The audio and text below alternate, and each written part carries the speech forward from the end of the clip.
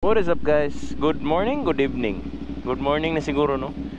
So good morning sa lahat, no? So night ride ka, galing lang natin doon sa kaibigan kong si Jipoy sa kanyang bar, no?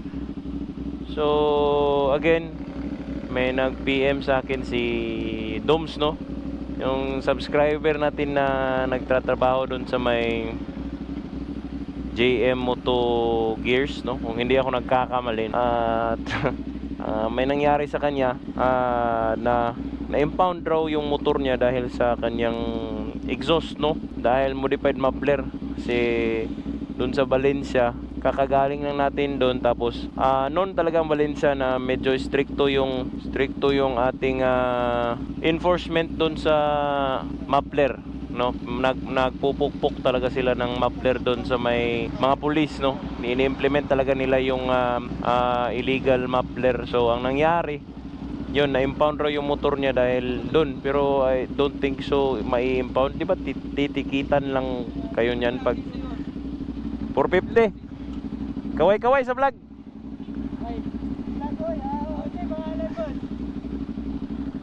Motor ng wonder eh. Hello. So doon na-impound raw yung motor niya.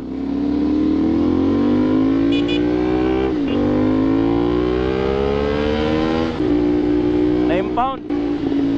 Magsabi ka nga ng totoo, Doms, kung ano bang nangyari. Kasi parang hindi talaga may impound ng motor pag modified muffler lang, no? Pero yun nga guys, sa experience talaga natin sa ating GPR is wala talagang naging impound na nangyari, no? Dahil yung mas malakas pa talaga yung ating muffler dun sa iba, no? Kasi naka 51mm na yun na full exhaust. Wala na yung catalytic. So ba't naman ganun? Siguro nagbumba-bumba ka siguro nung may mga pulis. Ay nako. Pero guys, ang ibig sabihin talaga niyan guys, ang sa totoo lang, yung 250cc wala na yan sa allowable na, allowed na yan up to 99 decibels, no? Basta 250cc. kasi yung mga below 200 to 250 is only 85 decibels lang po yung limit. So pwede ka talagang mag loud pipe kapag 250cc and above na yung motor mo. Yun. So ang nangyari, inapprehend daw siya na walang decibel meter. So medyo foul na rin yun. Pero nag-give in siguro siya sa intimidation ng mga police or yung mga uniform personnel, no? So baka yun, kasi pwede mo naman talagang i-contest talaga yan. Kasi pag wala ka namang ginagawang iskandalo, so okay lang yan. Hopefully makakuha niya yung unit niya ulit, no? Kasi plano ko pa namang ibigay sa kanya yung aking Akrapovic na yung malaki. Kasi walang may gusto nun eh. Walang may gusto, tangina. Pero ang mahal-mahal nun, 6,000 yata yun, yung copy na yun. Kasi nasira din yung unit niya, bumangga sa bao-bao, no? So may similar experience kami. So ibibigay ko na lang sana yung muffler na yun sa kanya, no? Yun nga, pero paano yan? Ina-impound na. Sinayangan ko na, nasayang ako ba? Kasi ko content ko yun sa yung mga GPR users natin na mga series, para makilala nyo kung sino yung mga user ng mga GPR dito sa Cagayan de Oro. Kasi marami din tayo na mga GPR user eh. Madami talaga.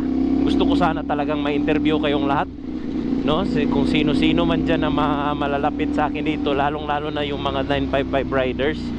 Gusto ko talagang makilala kayong lahat. Si Ma'am Ann, yung lady rider ng GPR natin, no?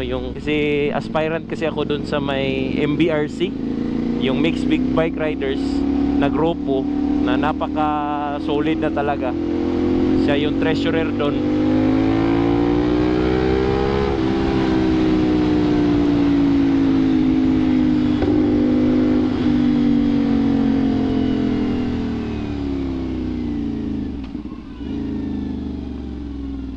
guys. Hopefully guys, pag nakita nyo ako sa 955, lapitan nyo naman kasi ako, kasi kahit sabog na sabog yung mukha ko at mukhang arrogante, hindi naman po ako ganyan. Mabait naman po ako sa mga hindi ko kaaway. So hopefully guys, makilala ko kayo kahit hindi GPR yung dala ko, no? At saka guys, yung balita ko is ang next ride namin is si Sam na po yung ipaparide ko sa GPR ko, kasi nabenta na kasi yung sa kanya. Ipapagamit ko po yung GPR ko sa kanya, no, para ma-unlock talaga yung full potential kung ano talagang kaya ng motor ko. Ang sabi ni Benjo, yung naggagamit ng motor ko, is ang na top speed daw niya is around 146 sa motor ko. Hindi pa yun marunong. What if yung mga marunong na, no, kagaya ni Sam, ang imba talaga na rider, no? So yun yung gusto ko before ko talaga na pakawalan si GPR, no, kasi kawawa, kasi walang nag-aalaga ng mabuti. Si Benjo kasi hindi marunong, sad to say, no. Yun. So ano sa tingin nyo guys, ibebenta ko si GPR? Kawawa kasi walang nag-aalaga eh. Yun lang, di ba? Comment down below guys kung merong gustong bumili kang GPR, no? Kasi gusto ko sanang yung die hard talaga na rider na idol yung Motorstar yung bumili, kasi alam ko nasa magandang or sa mabuting kamay yung ating GPR, no? Kasi yan talaga yung motor na nagkuhan sa atin, naghubog sa atin magmotor ulit, no, at mag-training. Kasi alam nyo naman, trainer bike talaga ko yung GPR. Yun talaga yung ultimate na nag-train sa akin. So yun lang guys for today's video, and ride safe sa inyong lahat, at hopefully nga again makilala ko kayong lahat, no, sa tamang panahon.